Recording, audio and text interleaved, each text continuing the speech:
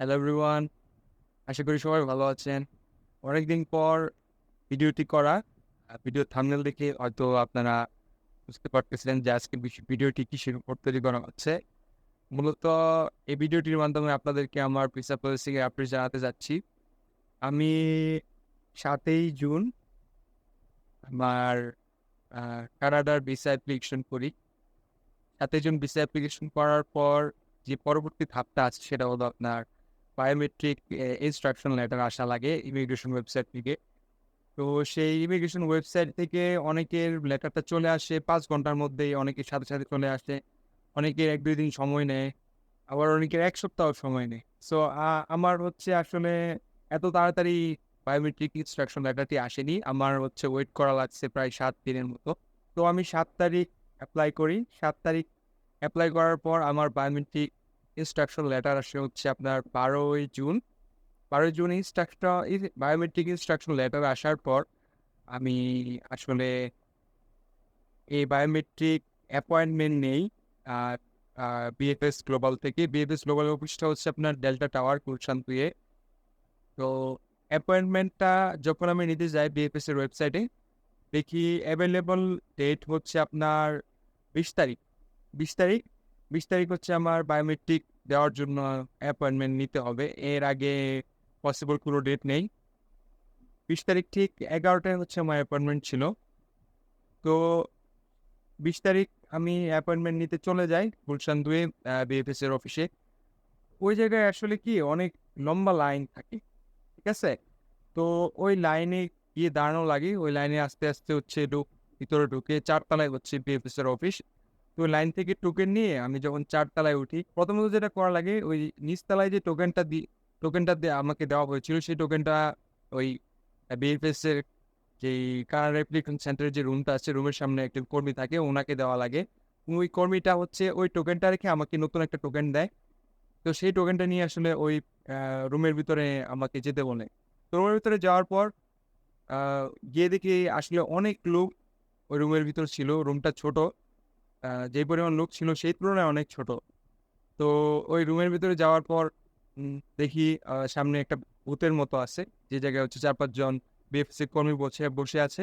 তারা হচ্ছে একজন করে আ প্রত্যেকটা বুথে হচ্ছে ওই টোকেন নাম্বার অনুযায়ী কল করছে। তো আমি কতক্ষণ বসে থাকার পর ২০ মিনিট বসে থাকার পর আমার টোকেন নাম্বারটি কল করে উপরে দেওয়া মনিটরে হচ্ছে আমার টোকেনটি দেখায়। তারপর হচ্ছে আমি এই বিএফএস এর ওই কর্মীর যেই কাউন্টারে হচ্ছে আমাকে যেতে বলে সেই কাউন্টারে যাই এবং বিএফএস এর কর্মীকে আমার হচ্ছে আ বায়োমেট্রিক ইনস্ট্রাকশন লেটারটা দেই এবং হচ্ছে একটা কনসেন্ট লেটার দেওয়া লাগে। কনসেন্ট লেটারটা আমি পূরণ করে নিয়ে এসেছিলাম বাসা থেকে। তো এই কনসেন্ট লেটারটা ওই বিএফএস এর কর্মীকে দেই এবং হচ্ছে আমার বায়োমেট্রিক ইনস্ট্রাকশন লেটারটা দেই এবং আমার সাথে পাসপোর্টটা ছিল। ওই পাসপোর্টটা হচ্ছে ওই কর্মীকে দেখাই। তো কর্মী আমাকে জিজ্ঞেস করেছিল আমার হাতে কোনো প্রকারের ট্যাটু আছে কিনা বা কোনো মানে মেহেদি আছে কিনা। আ তারপর হচ্ছে উনি আমাকে বলে যে, "আপনি এই জায়গায় অপেক্ষা করুন। আপনার নাম ধরে কল করা হবে বায়োমেট্রিক বুথ থেকে।" তো এই জায়গায় আসলে মেইন আ আ ধ মানে আপনার ধৈর্যের পরীক্ষা দিতে হয়। প্রায় ৫-৬ ঘন্টার মতো হচ্ছে আমার ওই জায়গায় ওয়েট করা লাগছে আমার নাম কল করা অবধি।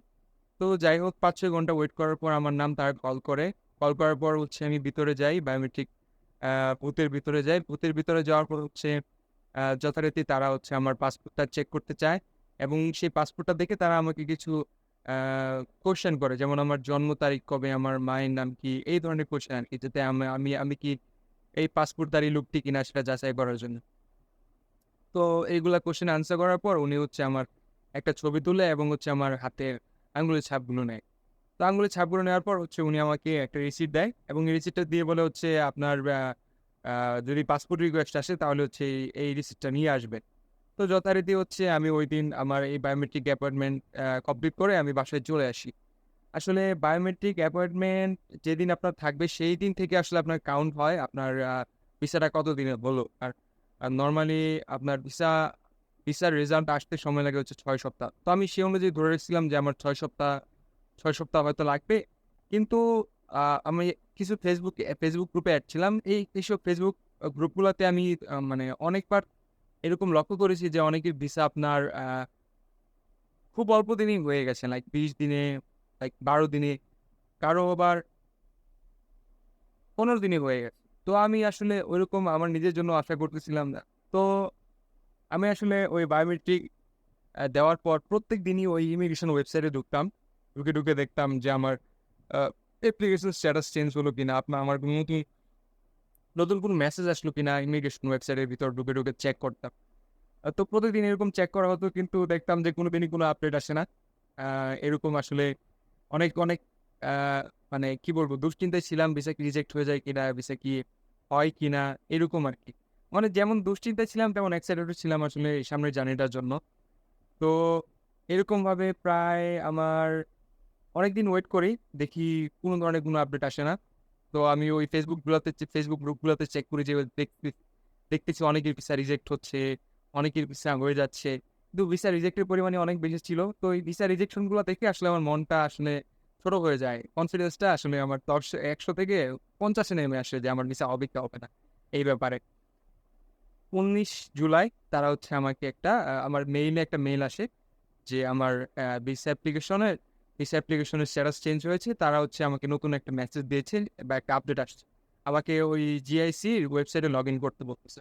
তো আমি তাড়াহুড়ো করে জিআইসির ওয়েবসাইটে লগইন করি। দেখি হচ্ছে আমার ১ম করেসপন্ডেন্স লেটারটা আসে এবং অরিজিনাল পাসপোর্ট রিকোয়েস্ট চলে আসে। আসলে এই কানাডিয়ান ভিসা অ্যাপ্লিকেশন যারা করেছেন তারা সবাই হয়তো জানেন যে পাসপোর্ট রিকোয়েস্ট আসা মানে আপনার ভিসাটা আসলে 100% হয়ে যায়। 100% অ্যাপ্রুভ হয়ে যাওয়ার পরে হচ্ছে আপনার পাসপোর্ট সাবমিট করতে তারা বলে। তো ঐদিন আসলে আমি খুব মানে খুশি হই। আমি আ সবাইকে জানাই, আমার মা-বাবাকে জানাই যে আসলে আমার পাসপোর্ট রিকোয়েস্ট চলে আসছে। তো আমার ভিসাটা হয়ে গেছে। পরিবার-পরিজন যারা কাছের মানুষ সবাইকে জানাই। তারপর এই পাসপোর্ট রিকোয়েস্ট আসছে আমার ১৯ জুলাই। আমি ২০ জুলাই হচ্ছে ঢাকা চলে যাই। পাসপোর্টটা সাবমিট করার জন্য আরকি বিএফএস গ্লোবালে চলে যাই। পাসপোর্টটা সাবমিট করতে আমার সময় লেগেছিল প্রায় ৫ ঘন্টার মতো। ওই জায়গায় আসলে বিএফএস গ্লোবালের মধ্যে ২ ধরনের সার্ভিস ওরা প্রোভাইড করে। একটা হচ্ছে রেগুলার সার্ভিস, আরেকটা হচ্ছে প্রিমিয়াম সার্ভিস। তো প্রিমিয়াম সার্ভিস যদি আপনি নিতে চান বিএফএস গ্লোবাল থেকে তাহলে হচ্ছে আপনাকে আ ৳৫,৬০০ র মতো হচ্ছে গুনতে হবে এক্সট্রা। কিন্তু আমি আসলে এরকম এক্সট্রা টাকা আ দেইনি। প্রিমিয়াম সার্ভিসটা আমি নেইনি। এই কারণে হচ্ছে আমার এতক্ষণ ওয়েট করা লাগছে।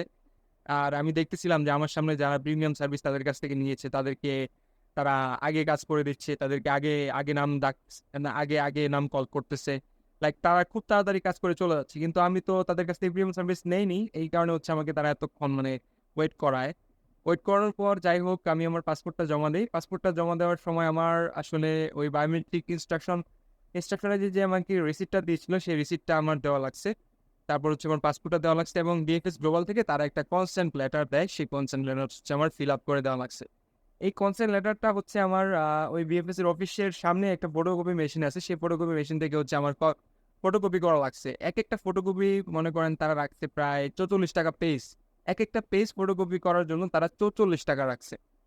আ so it was expensive like আমার যেহেতু ২ কপি করা লাগছিল আমার প্রায় ৳১৮০ মতো টাকা হয়তো আমার লাগছে ২ কপি ফটোকপি করাইতে। পাসপোর্টটা জমা দেওয়ার পরপরই হচ্ছে বিএফএস গ্লোবাল থেকে হচ্ছে আমার মেইলে একটা মেইল আসে যে আমার পাসপোর্টটা আসলে আ ঐদিন ঐদিন তারা নিয়েছে এইটার একটা আপডেট দেয়। তারপর হচ্ছে তাদের পরের দিন হচ্ছে আমার কাছে একটা মেইল আসে যে বিএফএস গ্লোবাল থেকে আমার পাসপোর্টটা সিঙ্গাপুর হাই কমিশনে হচ্ছে যাচ্ছে। এই ব্যাপারে আমাকে জানানো হয়। এভাবে আসলে ৭ দিন পর আমার কাছে একটা মেইল আসে যে আমার পাসপোর্টটা আ আ ঢাকার ডিএফএস গ্লোবাল অফিসে চলে আসছে। আমার পাসপোর্টটা আমি এখন কালেক্ট করতে পারবো। তো ৭ দিন পর যেহেতু আমার ২০ তারিখ পাসপোর্ট জমা দিয়েছিলাম, ২৭ তারিখ বা ২৮ তারিখের দিকে হচ্ছে আমার পাসপোর্টটা আমি কালেক্ট করি। আসলে এই ছিল আমার মূলত ভিসার অ্যাপ্লিকেশন বা ভিসা প্রসেসিং এর জার্নিটা। সবাইকে আসলে এই আপডেটটা দেওয়ার জন্য ভিডিওটি করা। আ হয়তো অনেক বন্ধু-বান্ধব বা অনেক কাছের মানুষজন আছেন যাদেরকে এখনো সরাসরি বলা হয়নি। এইজন্য ভিডিওটা করা যার মাধ্যমে হচ্ছে সবাই যেন আমার এই সংবাদটি সবাই জানতে পায়। তারপরেও যদি এই ভিডিওটি আপনাদের সবার যদি ভালো লেগে থাকে আমার চ্যানেলটা অবশ্যই সাবস্ক্রাইব করবেন। আর ভিডিওটা লাইক করবেন, কমেন্ট করবেন ভিডিওতে। আর যদি কোনো কোয়েশ্চেন থাকে আমার এই প্রসেসিং সম্পর্কে যদি আপনাদের কোনো ইন ডিটেইলস ইনফরমেশন প্রয়োজন হয়, আপনারা চাইলে হচ্ছে আমার এই ভিডিওতে কমেন্ট করে কোয়েশ্চেন করতে পারেন অথবা হচ্ছে আমার সোশ্যাল মিডিয়া যে লিঙ্কগুলো আমি এই ভিডিওর নিচে প্রোভাইড করে দিব, সেই জায়গায় হচ্ছে আপনারা চাইলে আমাকে ইনবক্স করতে পারেন। এই ভিসা প্রসেসিং এর ব্যাপারে বা আমার এই জার্নিটার ব্যাপারে যদি আপনাদের কোনো কোয়েশ্চেন থাকে, আমার সোশ্যাল মিডিয়ায় আপনারা ইনবক্স করতে পারেন। আমি চেষ্টা করব আপনাদের ইনফরমেশন দিয়ে সহায়তা করার জন্য। ধন্যবাদ। Thank you.